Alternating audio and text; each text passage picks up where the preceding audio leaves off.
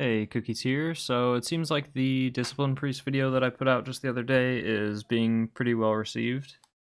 So I just wanted to go over some other healers, so I figured I would talk about Holy Paladin next. So we're just going to discuss the different covenants, legendaries, trinkets, talents, all that kind of stuff that people are running in the new raid, and just talk about the benefits and the reasons why people are running different talents or different covenants or different legendaries and all these kind of things.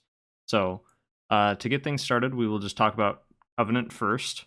So the most common picks are going to be Venthyr and Necrolord, with Kyrian trailing a bit behind. If you're not doing any kind of like crazy, if you're not halfway through Mythic right now, in the new tier, then you can play Kyrian and even Night Fae, and they are totally viable. So it's just a matter of the most competitive ones are Necrolord and Venthyr, and then Kyrian trailing a bit behind. But Kyrian does have some. You can't see it here, but if I switch the metric to only show Kyrians, there are plenty of Kyrians that have boss kills on Mythic. So this is like Mythic bosses. So we have Dsagne, we have Zymox, you have a Prototype Pantheon kill on a Kyrian, some Skolex, and no further than that. But that's still pretty competitive. That's halfway through the raid tier as Kyrian, so that's good.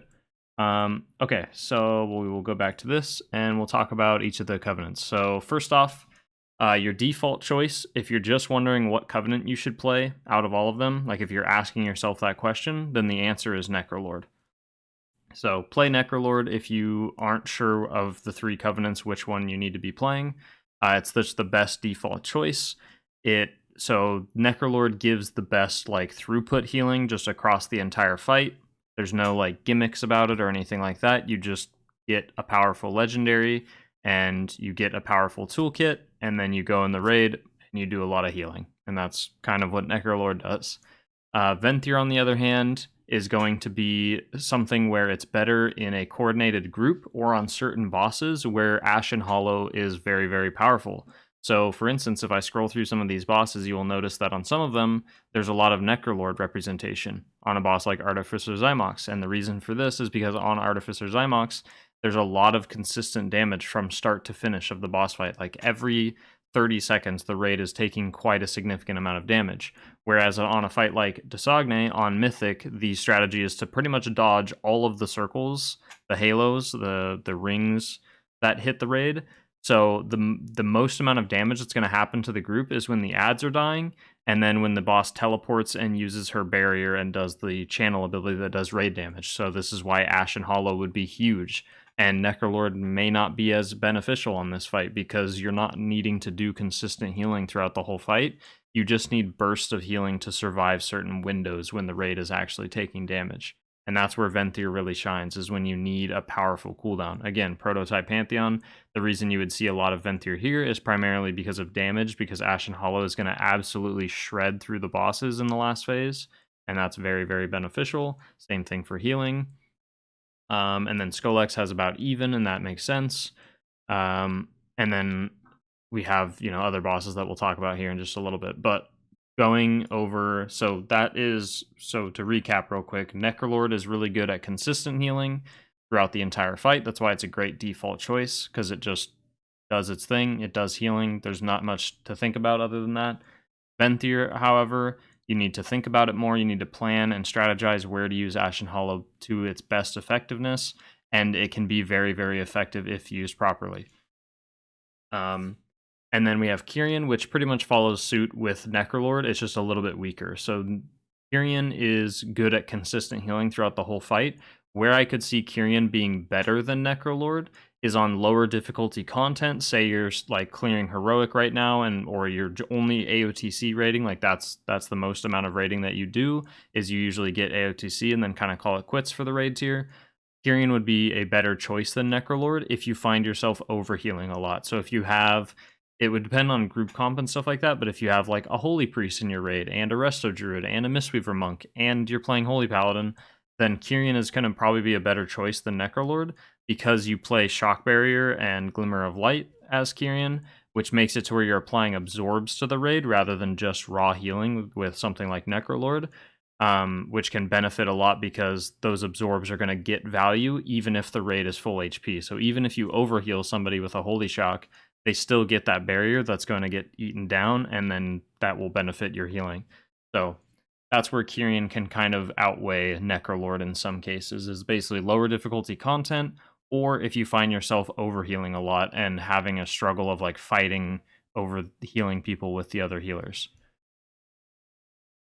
All right, next up we talk about Legendaries. So with Legendaries, we have the 3 typical Legendaries that people are running are going to be Maraud's Dying Breath, Shock Barrier, and Shadowbreaker Dawn of the Sun. So Maraud's Dying Breath is the default choice for Necrolord and Venthyr. This is just because it's the highest throughput legendary that you can run for HPS, so it's very, very powerful. Shock Barrier is going to be used on Kyrian. As you can see, if I scroll through here, you'll see no Shock Barriers whatsoever. The only difference you see is Shadowbreaker, which we'll talk about in just a second. But if I switch this over to only Kyrian Holy Paladins, you will only see Shock Barrier. Every single holy, there's one log of someone not running Shock Barrier.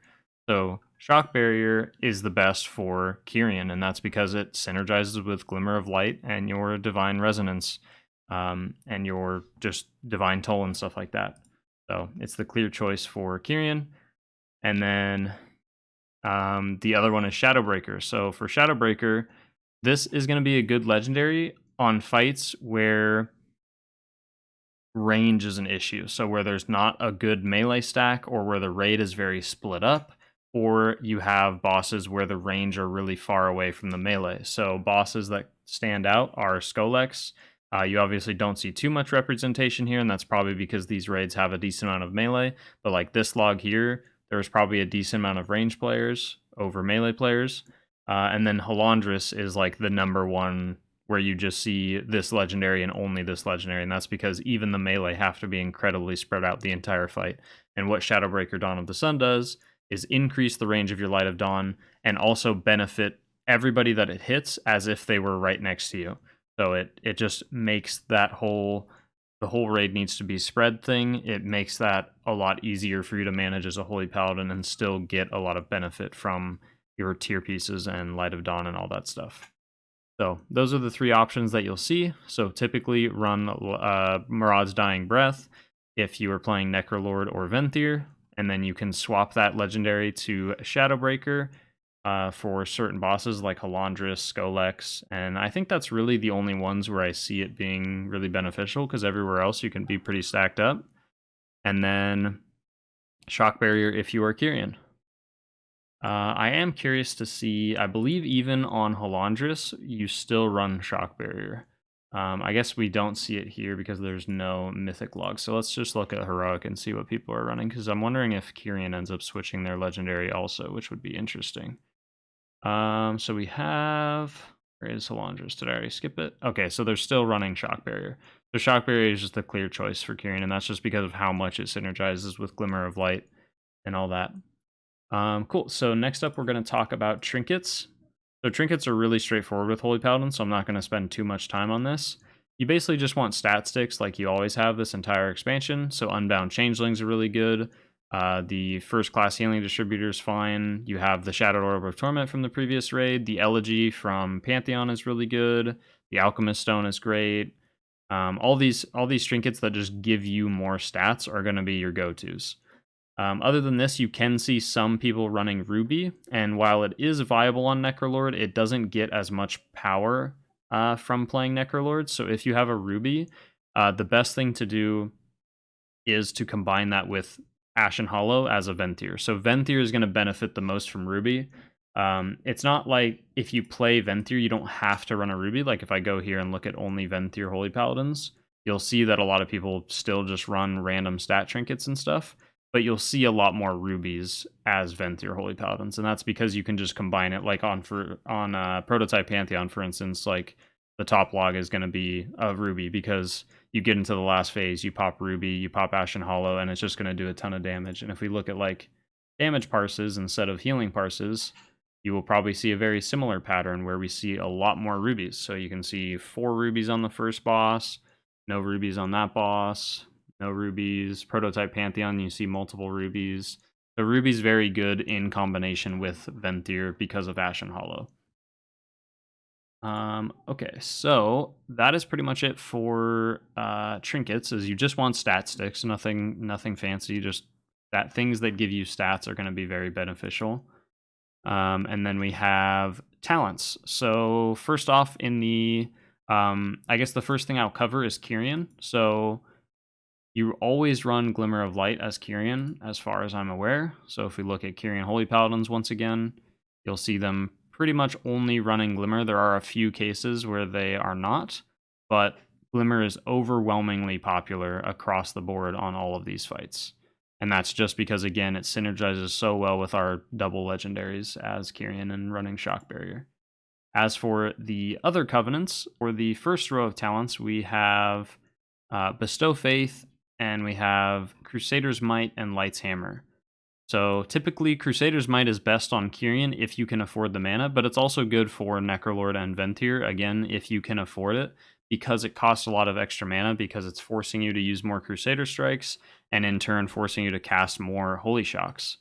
So if you can expend the mana and have that available to you, then it's a great talent to take for more HPS and just general throughput. Bestow Faith, on the other hand, is a really good, solid, just default choice that I would probably recommend to people. Like if someone was asking me what do I run in the first row, I would tell them Bestow Faith, because it's just an easy button to press, it's easy to understand, and it generates you holy power, and it's just a solid all-around heal. Light's Hammer, on the other hand, is a good mix of damage. It does the most damage out of the row, and it also is going to do solid healing if you can place it properly or use it at the correct times. Typically, it's going to be, the reason that it's most taken is because it's the most cost efficient, and it does the most damage, as I mentioned before. So on certain bosses, it's going to be really beneficial. And anytime the raid can be stacked or anything like that, it's going to be a solid healing talent as well. So Light's Hammer is very good if you can use it properly and get the full value out of the entire duration and cooldown and all that kind of stuff. Next up, we have the last row of talents. So again, we have Glimmer of Light is going to pretty much always be exclusively ran on Kyrian. And then for Necrolord and Ventir, we see a lot of the Beacon of Virtue and Beacon of Faith. So the best way to describe which one you should run is typically Ventir will run Beacon of Faith, and Necrolord will run Beacon of Virtue, but this isn't necessarily always true. So you can see here on Halandris, you have a lot of Necrolords running Beacon of Faith. On Skolex, you have pretty much everyone, including Necrolords, running Beacon of Faith. And there are even some fights where some Ventir players will play Beacon of Virtue, as you can see right here. So Beacon of Virtue is going to be really good when you don't need Beacon of Faith. So I will explain Beacon of Faith first. So Beacon of Faith is great when either you have a boss fight where both tanks are always taking damage. As we can see, Prototype Pantheon, very good example, because both the tanks are going to be tanking a boss at all times. So they're both going to be taking damage always. Skolex, also a good example, because one of the tanks is always going to have a bleed on them, because that's just the way the bleed rotates back and forth across the tanks. Is one will always have it, and one will usually not if they're doing the taunt swapping correctly. And that means that Beacon of Faith is going to be great, because the tank who doesn't have the bleed should be tanking the boss, which means that both tanks are taking damage, again, the entire time. Beacon of Virtue is really good when that isn't the case, when the tanks aren't both taking damage. So on a fight like Artificer Zymox, where one tank is off doing his own thing on a different platform, on Mythic for instance, or even on Heroic, only one tank is taking the boss, and other than that, there's not much damage happening in the fight. But Beacon of Virtue is really good, because when the raid does take damage, you have more beacons out, and you have more AoE healing throughput during those little bursts of damage. So that is where Beacon of Virtue can see play, is when the entire raid is taking consistent damage, and when you are Necrolord. And then Beacon of Faith is going to be best when you have both the tanks taking damage and you can keep beacons on both of them. So hopefully that made sense. Hopefully this video was helpful. Thank you so much for watching. If you have any other questions about it, or if I missed something, which is definitely possible, please leave it down below in the comments, and I would be happy to discuss further. So thank you guys so much for watching, and have a good one.